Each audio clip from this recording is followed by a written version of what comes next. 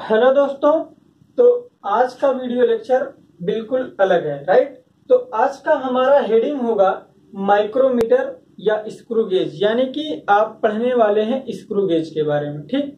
तो डियर, अगर बात की जाए कि जिस कमरे में आप बैठे हो उस कमरे की लेंथ को अगर मैं मेजर करने को बोलूं तो बोलोगे सर कि हमारे कमरे की लंबाई जो है वो 4 मीटर है, 5 मीटर, यानी आप जो है मीटर स्केल से क्या करते हो, अपने कमरे की माप मेजर कर सकते हो, राइट। अच्छा, अगर मैं बात करूं कि डियर ये जो मार्कर आपको दिख रहा है इस मार्कर की लेंथ क्या होगी, तो बोलोगे सर इसकी लेंथ तो ये 7 सेंटीमीटर 8 सेंटीमीटर, यानी कि कमरे की लेंथ को आपने मेजर किया मीटर में और इसकी लेंथ को किस में मेजर किया, आपने सेंटीमीटर में। चलो ठीक है। अच्छा, अब अगर मैं बात करूं मेरे शर्ट का जो ये बटन बना हुआ है बेटा, इसका डायमीटर मेजर कर दो, तो आप क्या करोगे कि आप सेंटीमीटर पैमाना लाओगे और जिसमें क्या लगा रहेगा, मिलीमीटर रहेगा, और इसका बटन का जो अगर डायमीटर में पूछूं मैं तो बता दोगे डियर कि ये 8 मिलीमीटर है, राइट।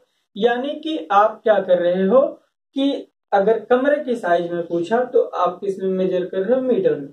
ओके, अब फिर से मैं पूछा कि इस मार्कर की हाइट क्या होगी, लेंथ क्या होगी, तो बोले आपने कि 8 सेंटीमीटर, राइट। अब आप मीटर से सेंटीमीटर में आए। अब दोबारा मैं पूछा कि आप जो है इस बटन की डायमीटर को बताओ डियर, तो आप क्या बता रहे हो, ये 7 मिलीमीटर है, 8 मिलीमीटर, राइट।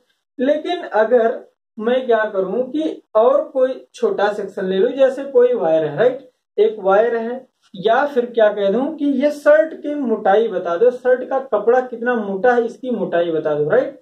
यानी कोई सीट हुई या फिर कोई वायर हुआ, या फिर कह दिया जाए कि कोई राड हुई बहुत पतली सी, तो उसका डायमीटर आपको मेजर करना है, तो उससे जो है आप सिंपल सेंटीमीटर या मीटर पैमाने से मेजर नहीं कर सकते, राइट। यानी कि उसके लिए आपको एक अलग व्यवस्था बनानी पड़ेगी, एक अलग डिवाइस बनानी पड़ेगी, और वो डिवाइस जो होगी वो क्या कहलाती है, माइक्रोमीटर कहलाती है, और इसको स्क्रू गेज भी कहा जाता है, हिंदी में इसे सूक्ष्म मापी कहते हैं, राइट। तो माइक्रोमीटर देखिए कैसा बना होता है डियर, आप जा करके आप देखिए आपके बुक में, ये एक यू शेप का एक फ्रेम होता है, राइट। ये यू शेप का एक फ्रेम होता है, ये बना इसलिए रहता ताकि हम इसको क्या कर सके, क्लच कर सके। अब यू फ्रेम के दोनों सिरे पर यहाँ पे जो है एक फिक्स रॉड रहती है जो कि स्टड कहलाती है। क्या कहलाती है डियर, ये स्टड कहलाती है। और इसके दूसरे यू फ्रेम के दूसरे एंड पर क्या होता है, एक स्क्रू रहता है जो कि इस तरह से घुमाया जाता है, तो ये कभी लेफ्ट साइड कभी राइट साइड हो सकता है, वो घुमाने के बेसिस पे। अगर आप इसे इसे आप जो है क्लॉकवाइज घुमाएंगे तो होगा क्या कि ये आगे बढ़ेगा, एंटी क्लॉकवाइज घुमाएंगे तो क्या होगा, ये पीछे जाएगा। अच्छा, जैसे मान लेते हैं यही मार्कर है, इस मार्कर का डायमीटर हमको मेजर करना है, तो हम क्या करेंगे, इसी स्टड और स्क्रू के बीच में ले जाकर के हम रख देंगे, राइट। अब देखिए, अब यहाँ से हम थिम्बल लगा हुआ देख रहे हैं, थिम्बल में क्या होता है, हैचिंग कर दी जाती है, राइट। हैचिंग इसलिए की जाती है, ऐसे तिरछी तिरछी रेखाएं, ताकि खरोच बना रहता है, ताकि आप इसको आसानी से क्या कर सको, टर्न करा सको। अब जब आप ऐसे ऐसे घुमाते हैं तो ये स्क्रू धीरे धीरे बाहर आता है, और एक समय बाद ये आ करके पूरी तरह से इसको क्या कर लेता है, ग्रिप कर लेता है, राइट। अच्छा, अब ये स्क्रू स्टड पूरी तरह से इस मार्कर को ग्रिप किया है कि नहीं कर पाया है, तो उसे और मतलब ज्यादा टाइट करने के लिए आप क्या करते हो, यहाँ पे लगा हुआ एक व्यवस्था है रेचेट। वो रेचेट क्या करती है, ये स्प्रिंग लोडेड होती है, जब इसको आप घुमाते हैं तो जब इसको भी घुमाया जाता है तो स्क्रू हल्का सा आगे बढ़ता है, लेकिन लेकिन अगर पूरी तरह से स्क्रू और स्टड के बीच में ये ग्रिप हो चुका है, आप अगर इसको और एक्स्ट्रा घुमाएंगे तो रेचेट में कट कट कट कट की आवाज आना स्टार्ट हो जाएगा, और ये स्प्रिंग की सहायता से रहता है, यानी दबना स्प्रिंग स्टार्ट हो जाएगी। तो आप ये समझ जाएंगे कि आपका जो भी स्पेसिमेन लिया गया था वो स्टड और स्क्रू के बीच में पूरी तरह से क्या हो चुका है, ग्रिप हो चुका है, राइट। यानी कि आपको जिस वायर का या फिर जिस सीट का मोटाई, वायर का डायमीटर मेजर करना है, सबसे पहले आप क्या करेंगे, यू शेप वाले फ्रेम को आप हाथ में पकड़ेंगे और दूसरे हाथ से क्या करेंगे, इसके बीच में रख करके उसके बाद जो है इसको धीरे धीरे क्या करेंगे, टाइट करेंगे थिम्बल की मदद से, राइट। अच्छा, जब आप पूरी तरह से इसको जब आप थिम्बल की मदद से इस पर टाइट कर देते हैं तो बात आती है कि अब इसका डायमीटर होगा कितना, यानी कि इसका डायमीटर पढ़ना, यानी रीडिंग क्या होती है ये पढ़ना आपके लिए बड़ी बात होती है। अब देखिए कि रीडिंग कैसे पढ़ी जाती है, इसके लिए थोड़ा सा आपको टेक्निकली समझना पड़ेगा। तो समझिए डियर, क्या होता है कि ये जो स्क्रू होता है इस पर जो देखिए यहाँ पे चित्र में देखिए एक मेन स्केल बनी रहती है, राइट। मेन स्केल बनी होती है जो कि जिस पर देखिए ये जो स्केल है, ये कौन सी स्केल है, मेन स्केल है। ये बिल्कुल उसी तरह से होती है जिस तरह से ये आपका मार्कर का जो यहाँ कैप है, अगर हम इसको खींचे बाहर अंदर कर सकते हैं क्लॉक एंटी क्लॉकवाइज करके। मेन स्केल भी उसी तरह से इसके अंदर रहती है सर्कुलर स्केल के। अगर हम थिम्बल को आगे मतलब क्लॉकवाइज एंटी क्लॉकवाइज करते हैं तो कभी मेन स्केल के ऊपर सर्कुलर स्केल चढ़ना स्टार्ट हो जाती है, कभी ये खुलना स्टार्ट हो जाती है, राइट। अच्छा, यानी कि यहाँ पे खेल किस चीज का होता है, यहाँ पे रहती है मेन स्केल और मेन स्केल पर जो बना रहता है ये खांचा खांचा करके हर एक खांचे के बीच की दूरी, यानी हर एक डिवीजन जो होता है वो 1 मिलीमीटर को रिप्रेजेंट करता है। यानी यहाँ पे देख रहे हैं 0 और यहाँ पे है 5, यानी 0 से 5 के बीच में जगह जो है वो 5 हिस्से में बटी हुई है, यानी हर एक each and every division denote कर रहा है कितने को, 1 मिलीमीटर को, राइट। अच्छा, अब देखिए क्या होता है, इसका 1 मिलीमीटर जो होता है, अब देखिए इसके मेन स्केल के ठीक ऊपर क्या होती है, सर्कुलर स्केल होती है। जब हम थंबल को घुमाते हैं तो थंबल जब एक चक्कर पूरी तरह से घूमता है, राइट,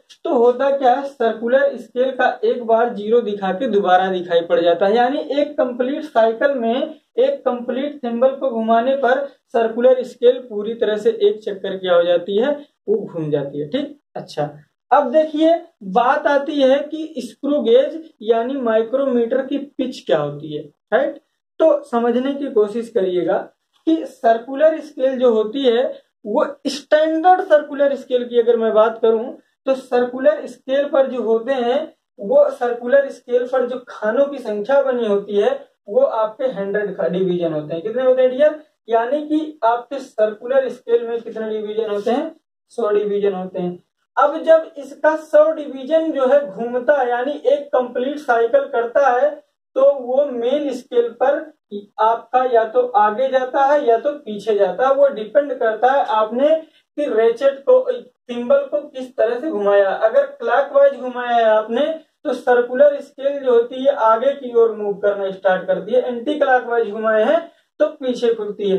तो एक कंप्लीट साइकिल में यानी कि सर्कुलर स्केल की एक कंप्लीट साइकिल होने पर सर्कुलर स्केल जितना आगे या तो पीछे खिसकती है उसी को क्या बोला जाता है, उसी को बोला जाता है पिच, राइट। यानी कि एक सर्कुलर स्केल जो होती है स्टैंडर्ड, वो या तो उसमें 100 डिवीजन होते हैं सर्कुलर स्केल पे या तो होते हैं 50, राइट। अच्छा, जो 100 डिवीजन वाला होता है वो वन साइकिल में, किसमें, वन साइकिल में डियर चलता कितना है, 1 मिलीमीटर चलता है। इसी तरह से 50 मिलीमीटर वाले की अगर बात किया जाए तो 50 मिलीमीटर वाला 50 खाने वाले की अगर बात किया जाए जिसमें सर्कुलर में जिसमें 50 खाने रहते हैं, वो अगर 2 साइकिल चलता है तो डियर तो कितना चलता है, 1 मिलीमीटर चलता है, किसमें, ये 2 साइकिल में, राइट।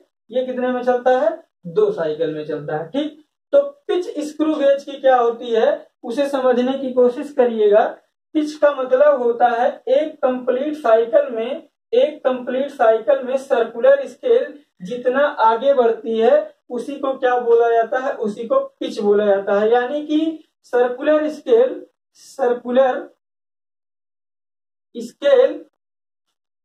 एक चक्कर में, एक राउंड में जितना आगे बढ़ती है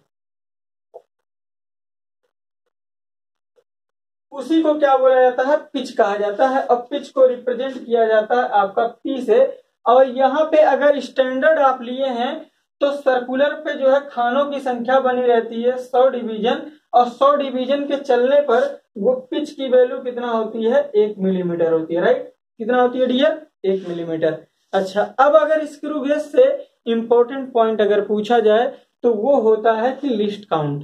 यानी कि लिस्ट काउंट का मतलब होता है कोई भी मेजरिंग इंस्ट्रूमेंट जो कि सबसे छोटी वैल्यू को वो पूरी तरह से एक्यूरेसी के साथ मेजर कर सके बिना गलती किए, वही सबसे छोटा हिस्सा ही उसका क्या कहलाता है, लिस्ट काउंट कहलाता है। तो आप जो है, जैसे कहने का मतलब कि आप देख रहे हो कि मेन स्केल पर जो है हर एक छोटा डिवीजन जो होता है एक मिलीमीटर को डिनोट करता है, और सर्कुलर स्केल जो होती है जब 100 खाना या फिर एक कंप्लीट साइकिल चलती है तो वो मेन स्केल पर 1 मिलीमीटर की दूरी को कवर करती है, राइट। तो यानी कि 100 मिलीमीटर 100 खाना 100 डिवीजन सर्कुलर का कवर कितना करता है, मेन स्केल का एक हिस्सा करता है। तो लिस्ट काउंट अगर पूछा जाए, लिस्ट काउंट कितना होगा, तो लिस्ट काउंट अगर सर आपको पूछा जाए स्क्रू गेज का, तो लिस्ट काउंट इक्वल टू क्या होगा, pitch divided by number of division on circular scale.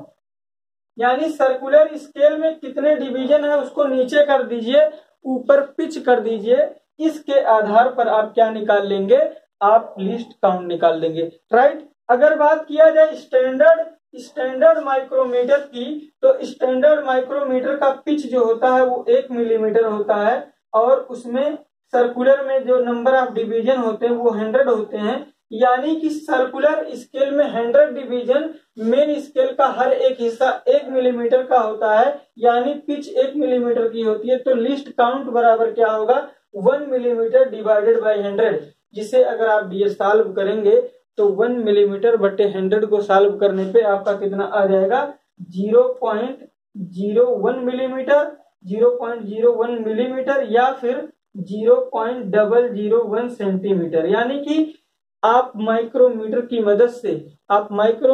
मदद से 1 सेंटीमीटर का 1000वां हिस्सा आप क्या कर सकते हो डियर, मेजर कर सकते हो बहुत एक्यूरेसी के साथ, राइट। अच्छा, अब बात किया जाए कि आपका ये जो स्क्रू गेज होता है वो पूरी तरह से सही नहीं होता है। अगर आप उसको यूज करते हैं तो धीरे धीरे क्या होता है, वो खराब होना स्टार्ट हो जाता है, राइट। तो अगर आप जैसे मार्केट से बनवा करके नया स्क्रू गेज खरीद के लेकर के आए, तो आप सबसे पहले वहां पे जा करके देख लीजिए कि वो सही है कि नहीं है। तो स्क्रू गेज में जो होती है वो 3 तरह की एरर हो सकती है। तो पहली एरर 3 तरह की एरर हो सकती है। तो अगर देखिए, अगर सही स्क्रू गेज रहेगा तो मेन स्केल की जो पट्टी बनी होती है, अगर आप पूरी तरह से थिम्बल को टाइट कर देते हैं, यानी कि स्क्रू और स्टड एक दूसरे से पूरी तरह से टच हो जाएं, यानी स्क्रू और स्टड पूरी तरह से अगर टच हो जाएं, और टच होने की कंडीशन में आपका सर्कुलर स्केल का 0 मेन स्केल से बिल्कुल कोइंसाइड करे। समझने की कोशिश करना डियर कि हम पढ़ रहे हैं स्क्रू गेज में एरर।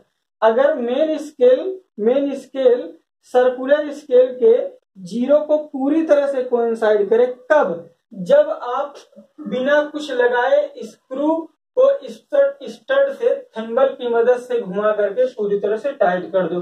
अगर सर्कुलर स्केल का 0 मेन स्केल से पूरी तरह से मैच करता है तो ये सबसे बढ़िया माना जाता है स्क्रू गेज, यानी इसमें 0 एरर है। क्या है डियर, ये 0 एरर है, राइट।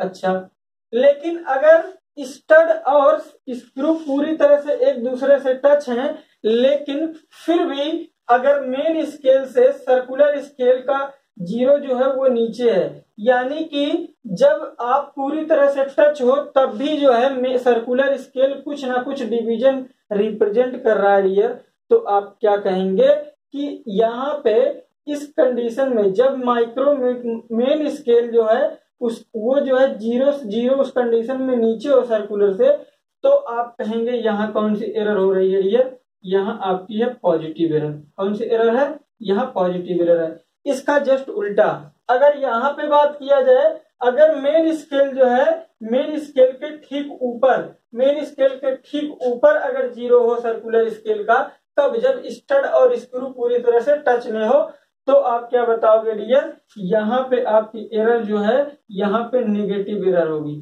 यहाँ पे कौन सी एरर होगी, नेगेटिव एरर होगी।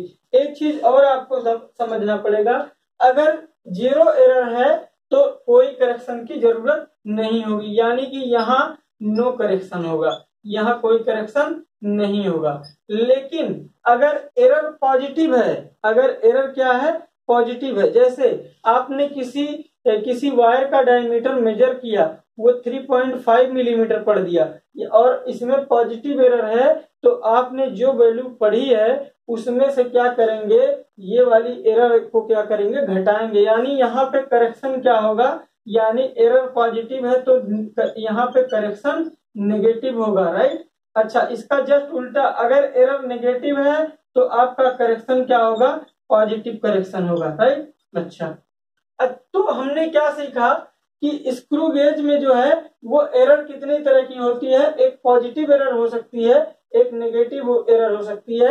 अगर जीरो एरर है तो आप कहेंगे वो स्क्रू गेज आपके मेजरमेंट पॉइंट ऑफ व्यू से क्या है, सबसे बढ़िया है। इसके अलावा एक एरर और होती है, ब्लैक लेस एरर। एक और एरर होती है, उसे बोला जाता है ब्लैक लेस एरर, इसे बोलते हैं ब्लैक लेस एरर। यानी कि अगर आप काफी दिनों से माइक्रोमीटर स्क्रू गेज के यूज कर रहे होते हो, तो होता क्या, यूज करते करते इसका जो स्क्रू पे बने रहते हैं नर्लिंग या फिर चूड़ियां कटी रहती हैं, वो घिस जाती हैं, राइट।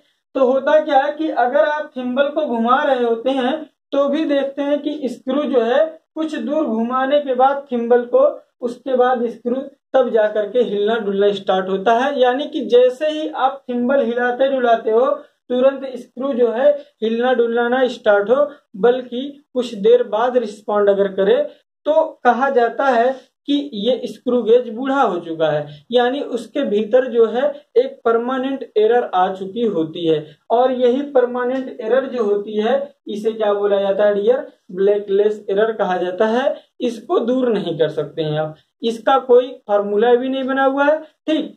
तो डियर, हमने आज के वीडियो सेशन में पूरी तरह से माइक्रोमीटर के बारे में पढ़ा। अगर डियर आपको ये वीडियो अच्छा लगा है तो आप वीडियो को लाइक करो, शेयर करो और चैनल को सब्सक्राइब करना। अगले वीडियो के लिए आप जो है नोटिफिकेशन बेल को जरूर प्रेस कर दीजिए। वीडियो को देखने के लिए आपको धन्यवाद डियर।